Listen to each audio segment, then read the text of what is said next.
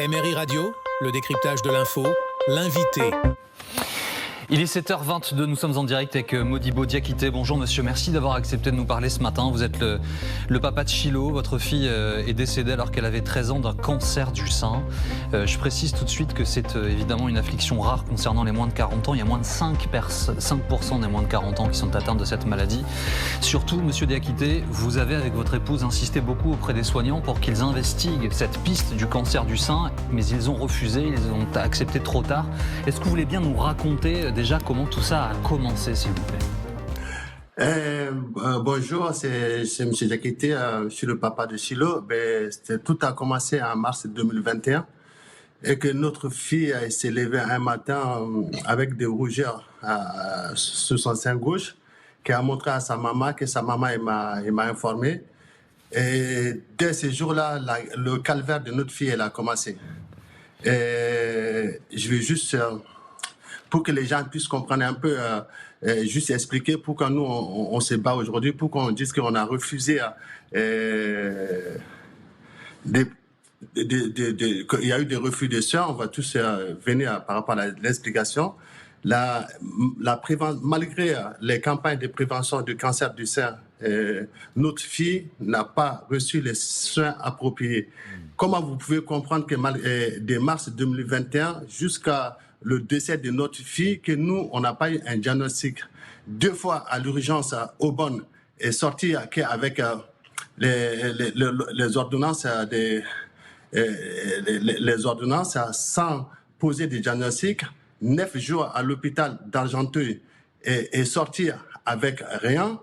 Les différentes visites chez son médecin de traitant, à aucun moment on nous a demandé d'aller faire un diagnostic profond, alors que c'est le sein de notre fille qui était touché et que tous les jours qu'on entend parler du cancer du sein, la prévention, d'aller faire du dépistage du sein, mais à aucun moment il n'y a pas un professionnel de santé qui s'est assis, qui a eu un peu d'empathie de notre fille, de dire, mais peut-être c'est un cancer du sein, malgré que sa maman elle n'arrête pas de dire c'est un cancer, c'est un cancer. Ça veut dire, voilà.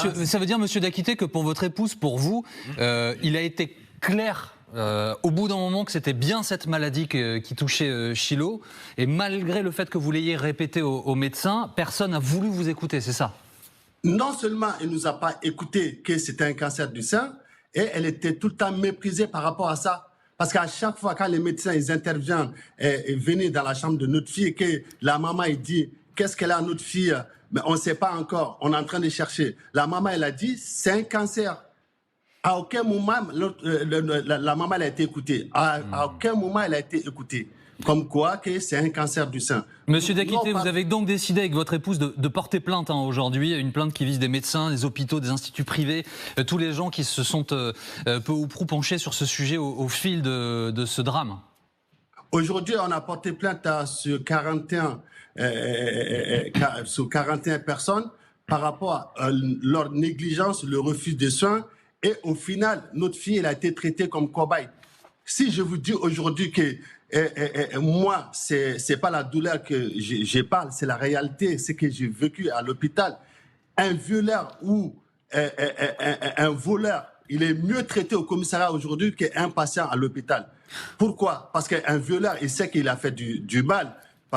Il sait qu'il a fait du mal, c'est parce que tu vois qu'il est maltraité comme ça. Mais un patient, il est maltraité à l'hôpital aujourd'hui ou méprisé parce qu'elle n'a pas de choix d'arriver à l'hôpital. Le seul malheur de notre fille, parce qu'elle est tombée malade. Le seul malheur de notre fille, parce qu'elle est arrivée dans un endroit que ces personnes-là qui pratiquent leur métier aujourd'hui, et ils ne pratiquent pas parce qu'ils ont l'amour de ce métier, ils le pratiquent parce que, tu vois, par d'autres X raisons. Parce que quand on voit une jeune fille qui avait 12 ans, qui avait son état du sein, qu'elle-même, qu'elle le dise, ça c'est le début, tu vois, du sang de notre fille. Depuis au début de l'hôpital, des différents hôpitaux qu'on est passé dans les transports, la souffrance totale, à aucun moment que les médecins ils ont eu un peu d'empathie de notre fille, de dire qu'il faut la hospitaliser. C'est le pire, c'est pas ça. Monsieur Diakité, un dernier mot s'il vous plaît, je suis désolé, le temps passe vite. Qu'est-ce que vous souhaitez que les gens retiennent de Chilo au-delà de cette histoire? Comment était votre petite fille?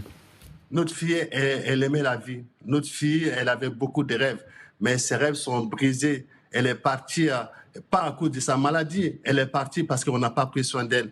Elle est partie parce que dans ce monde qu'elle n'a pas pu avoir la chance de rencontrer des gens bien. Parce que notre fille, c'était une fille joyeuse qui avait beaucoup de rêves, qui était gentille, qui était sociable, qui allait toujours vers les autres. Et parce que notre fille, elle a été élevée avec de l'amour. Merci beaucoup. Merci Modibo Diakité d'avoir accepté de nous parler ce matin en direct. Merci d'avoir regardé cette vidéo ou d'avoir écouté ce podcast. Abonnez-vous.